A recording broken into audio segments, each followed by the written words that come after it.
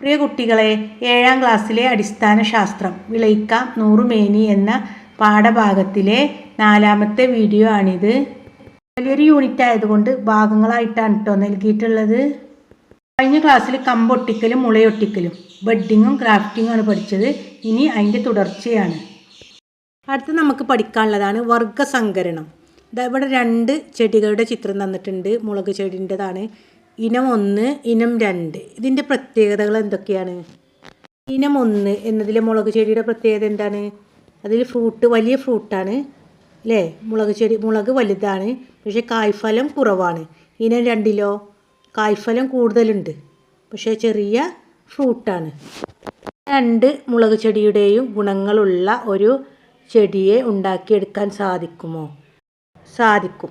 അങ്ങനെ ഒരു ചെടിയെ ഉണ്ടാക്കുന്ന രീതിയാണ് വർഗ്ഗസങ്കരണം. ഇങ്ങനെയുള്ള ചെടികൾ ഉണ്ടാക്കാൻ സാധിച്ചാൽ അതിൻ്റെ പ്രത്യേകതകൾ എന്തൊക്കെയായിരിക്കും? ഫ്രൂട്ട് വലുതായിരിക്കും, കുറേ കായ്ഫലം ഉണ്ടാകും അല്ലേ? ഒരേ വർഗത്തിൽപ്പെട്ട വ്യത്യസ്ത ഗുണങ്ങളുള്ള 2 ചെടികളെയാണ് ഇതിന് തിരഞ്ഞെടുക്കുന്നത്. വർഗ്ഗസങ്കരണത്തിൽ നമ്മൾ 2 ചെടികളുടെയും ഗുണമേന്മയുള്ള വിത്താണ് ഉണ്ടാക്കിയെടുക്കുന്നത്. പരാഗണം വഴിയാണ് വിത്തുണ്ടാകുന്നത് അല്ലേ? 2 തരം പരാഗണമുണ്ട്. ഒന്ന് സ്വപരാഗണവും 2 പരപരാഗണവും.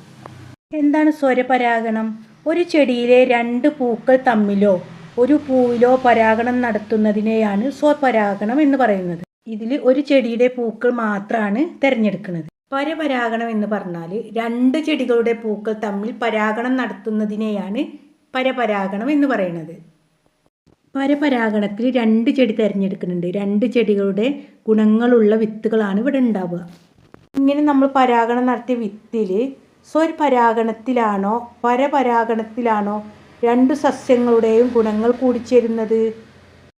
എന്തുകൊണ്ട്? അതൊരു സംശയമൊന്നുമില്ല, പരപരാഗണത്തിൽ തന്നെയാണ് അല്ലേ? പരപരാഗണത്തിൽ 2 ചെടികളിലെ പൂക്കൾ തമ്മിൽ പരാഗണം നടത്തിയാണ് വിത്തുണ്ടാകുന്നത്. അതിലൂടെ 2 ചെടികളുടെയും ഗുണങ്ങളുള്ള വിത്താണ് ഉണ്ടാകുന്നത്.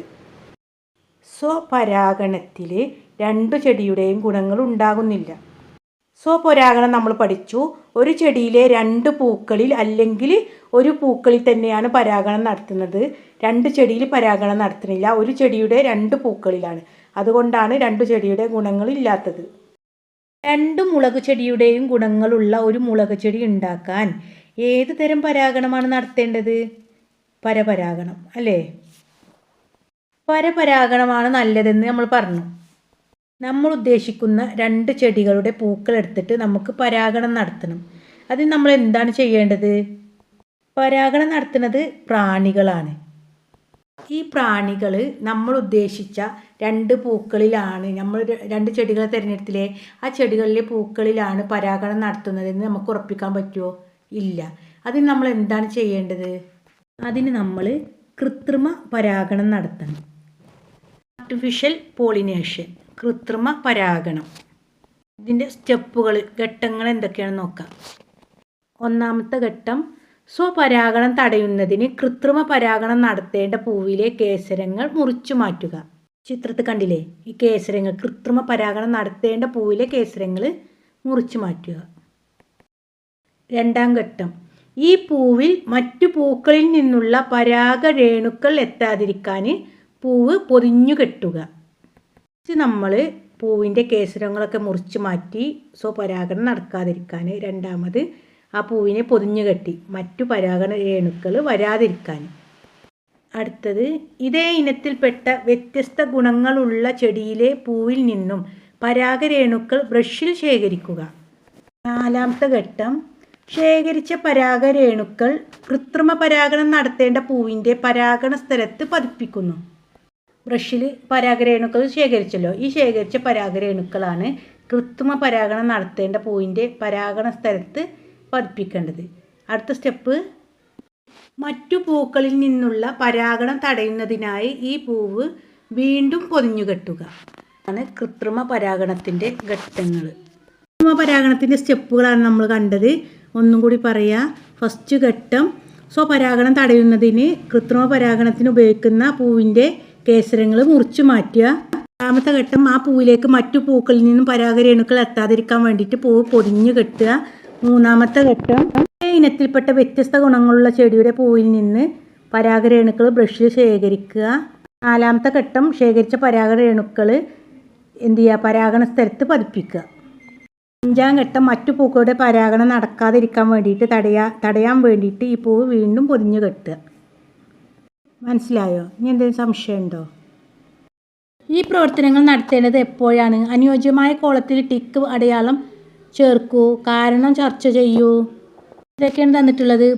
പൂവ് വിരിഞ്ഞ ഉടനെ, പൂവ് നന്നായി വിരിഞ്ഞ ശേഷം, പൂവ് വാടാൻ തുടങ്ങുമ്പോൾ. എന്താ നിങ്ങളുടെ അഭിപ്രായം? ഏതാവും? പൂവ് വിരിഞ്ഞ ഉടനെ അല്ലേ? അല്ലെങ്കിൽ എന്ത് സംഭവിക്കും? അതേ പൂവിൽ നിന്നോ മറ്റുള്ള പൂക്കളിൽ നിന്നോ പരാഗണം നടക്കും. നമ്മൾ കൃത്രിമ പരാഗണത്തിൻ്റെ സ്റ്റെപ്പുകൾ കണ്ടില്ലേ? പരാഗണം തടയുന്നതിന് അതിൻ്റെ കേസരങ്ങൾ മുറിച്ച് മാറ്റുകയാണ്. മറ്റുള്ള പൂക്കളിൽ നിന്ന് പരാഗണം വരാതിരിക്കാൻ വേണ്ടിയിട്ട് അത് പൊതിഞ്ഞ് കെട്ടുകയാണ് അല്ലേ? അപ്പോൾ എന്ത് ചെയ്യാണ്? പൂവ് വിരിഞ്ഞ ഉടനെ തന്നെ വേണം. എന്താണ് വർഗസങ്കരണം? ഒരേ വർഗത്തിൽപ്പെട്ടതും വ്യത്യസ്ത ഗുണങ്ങളുള്ളതുമായ രണ്ടു ചെടികൾ തമ്മിൽ കൃത്രിമ പരാഗണം നടത്തി രണ്ടിൻ്റെയും ഗുണങ്ങൾ ചേർന്ന പുതിയ വിത്തുകൾ ഉൽപ്പാദിപ്പിക്കുന്ന രീതിയാണ് വർഗസങ്കരണം. ഒരേ ഇനത്തിൽപ്പെട്ടാന്ന് പറഞ്ഞാൽ ഇപ്പോൾ മുളകും തൈ തന്നെ ഒരേ ഇനത്തിൽപ്പെട്ട വ്യത്യസ്ത ഗുണമുള്ള അത് ഒന്ന് ഇപ്പോൾ നമ്മൾ ആദ്യം കണ്ടില്ലേ, മുളകും തൈയിൽ ഒന്ന് എന്താണ് നല്ല കായ്ഫലമുള്ള മുളകും തൈയാണ്, ഒന്ന് കായ്ഫലം വലുതാണ്. അങ്ങനെ വ്യത്യസ്ത ഗുണമുള്ളതാണ് തിരഞ്ഞെടുക്കേണ്ടത്. ഇങ്ങനെ ഉണ്ടാകുന്ന വിത്തുകളിൽ നിന്ന് ഗുണമേന്മയുള്ള വിത്തുകൾ തിരഞ്ഞെടുക്കുന്നു. ഇവയാണ് സങ്കര ഇനം വിത്തുകൾ. ഈ വിത്തുകൾക്ക് രണ്ട് ചെടികളുടെയും ഗുണങ്ങൾ ഉണ്ടായിരിക്കും. നമുക്ക് കുറച്ച് സങ്കര ഇനം വിത്തുകളെ പരിചയപ്പെടാം. മുളകിൻ്റെ സങ്കര ഇനം വിത്തുകളാണ് ഉജ്ജ്വല, ജ്വാലമുഖി. പയറിൻ്റെത് ജ്യോതിക, ഭാഗ്യലക്ഷ്മി. നെല്ല് പവിത്ര, അന്നപൂർണ. തെങ്ങ് ചന്ദ്രലക്ഷ, ചന്ദ്രശങ്കര. വെണ്ട സൽകീർത്തി, കിരൺ. കുറച്ച് സസ്യങ്ങളുടെ സങ്കരയിനം വിത്തുകളാണ് ഇവിടെ തന്നിട്ടുള്ളത് അല്ലേ? പയർ, വെണ്ട, തെങ്ങ്. ഇതിൻ്റെയൊക്കെ ഇവിടെ ഫോട്ടോ കണ്ടില്ലേ? തെങ്ങിൻ്റെ ചന്ദ്രലക്ഷ പറഞ്ഞ സങ്കരയിനം വിത്തുകളിൽ നിന്ന് നല്ല ഫലം കിട്ടിയിട്ടില്ലേ? എന്താണ് സങ്കരയിനം വിത്തുകൾ? വർഗസങ്കരണം വഴി ഉൽപ്പാദിപ്പിക്കുന്ന ഗുണമേന്മയുള്ള വിത്തുകളാണ് സങ്കരയിനം വിത്തുകൾ. മക്കളെ, ഇനി നമുക്ക് അടുത്ത് പഠിക്കാനുള്ളതാണ് കാർഷിക ഗവേഷണ കേന്ദ്രങ്ങൾ. കേരളത്തിലെ കുറച്ച് പ്രധാനപ്പെട്ട കാർഷിക ഗവേഷണ കേന്ദ്രങ്ങളെ പരിചയപ്പെടാം. കേരള കാർഷിക സർവകലാശാല മണ്ണുത്തി, തൃശ്ശൂർ. കേന്ദ്ര കിഴങ്ങു ഗവേഷണ കേന്ദ്രം ശ്രീകാര്യം, തിരുവനന്തപുരം. Research institute, Kottayam. കേന്ദ്ര തോട്ടവിള ഗവേഷണ കേന്ദ്രം, കാസർഗോഡ്. ഇവയൊക്കെയാണ് കേരളത്തിലെ പ്രധാന കാർഷിക ഗവേഷണ കേന്ദ്രങ്ങൾ. ഇനി ചോദിക്കുകയാണ്, നിങ്ങളുടെ പ്രദേശത്ത് ഏതെങ്കിലും കാർഷിക ഗവേഷണ കേന്ദ്രങ്ങളുണ്ടോ? കാർഷിക ഗവേഷണ കേന്ദ്രത്തിലേക്കോ നഴ്സറിയിലേക്കോ ഒരു പഠനയാത്ര സംഘടിപ്പിക്കൂ. കുറച്ച് ലോക്കൽ കാർഷിക ഗവേഷണ കേന്ദ്രങ്ങളാണ് ആനക്കയം, പട്ടാമ്പി, അമ്പലവയൽ, കായംകുളം, കുമരകം, ചാലക്കുടി, വൈറ്റില, കന്നറ, മാങ്കൊമ്പ്, തിരുവല്ല. കാർഷിക ഗവേഷണ കേന്ദ്രങ്ങൾ കുറച്ച് സേവനങ്ങളൊക്കെ നൽകുന്നുണ്ട്. അവ ഏതൊക്കെയാണ്? കാർഷിക ഗവേഷണ കേന്ദ്രങ്ങൾ നൽകുന്ന സേവനങ്ങൾ: മികച്ച ഉൽപ്പാദനം, ചുരുങ്ങിയ കാലം കൊണ്ട് വിളവ്, ഉയർന്ന രോഗപ്രതിരോധ ശേഷി എന്നീ സങ്കര ഇനം വിത്തുകൾ തയ്യാറാക്കുക. ബഡിങ്, ഡ്രാഫ്റ്റിംഗ്, ലെയറിങ് എന്നിവ വഴി മികച്ച നടീൽ വസ്തുക്കൾ ഉൽപ്പാദിപ്പിക്കുന്നു. വളങ്ങൾ ഉൽപ്പാദിപ്പിക്കുന്നു. സസ്യരോഗങ്ങളെക്കുറിച്ചും പരിഹാരങ്ങളെക്കുറിച്ചും ഗവേഷണം നടത്തുന്നു. 5. നൂതന കൃഷിരീതികളിൽ കർഷകർക്ക് പരിശീലനം നൽകുന്നു. നമുക്ക് അടുത്ത് പഠിക്കാനുള്ളതാണ് വിത്തും വിളയും. രണ്ട് കുട്ടികളുടെ സംഭാഷണം ഒന്ന് നോക്കാം. പെൺകുട്ടി പറയാണ്, ഇത് സൽകീർത്തി ഇനമാണ്, നിറയെ കായ്കൾ കണ്ടോ? അപ്പോൾ മറുപടി പറയാണ്, ഞാനും സൽകീർത്തി തന്നെയാണ് നട്ടത്, പക്ഷേ വിളവ് കുറഞ്ഞു പോയി. രണ്ടുപേരും ഒരേ ഇനത്തിൽപ്പെട്ട വെണ്ടയാണ് നട്ടിട്ടുള്ളത്. ഒരാൾക്ക് നന്നായിട്ട് വിളവ് വന്നു, ഒരാൾക്ക് വിളവ് കുറയുകയും ചെയ്തു. എന്താണ് ഇതിന് കാരണം? മികച്ച വിളവ് ലഭിക്കാൻ നല്ല വിത്ത് മാത്രം മതിയോ? മറ്റെന്തെല്ലാം കാര്യങ്ങളാണ് നാം പരിഗണിക്കേണ്ടത്?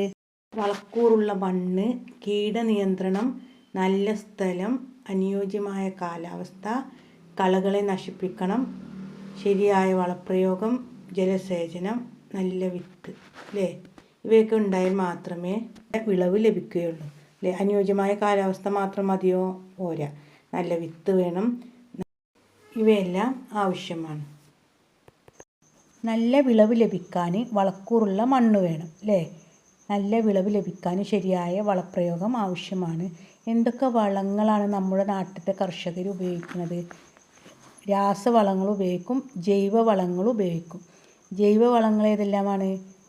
ജൈവവളങ്ങൾ കമ്പോസ്റ്റ് വളം, ചാണകപ്പൊടി, എല്ലുപൊടി, കോഴിക്കാഷ്ടം, അങ്ങനെ പലതും ജൈവവളങ്ങളാണ്.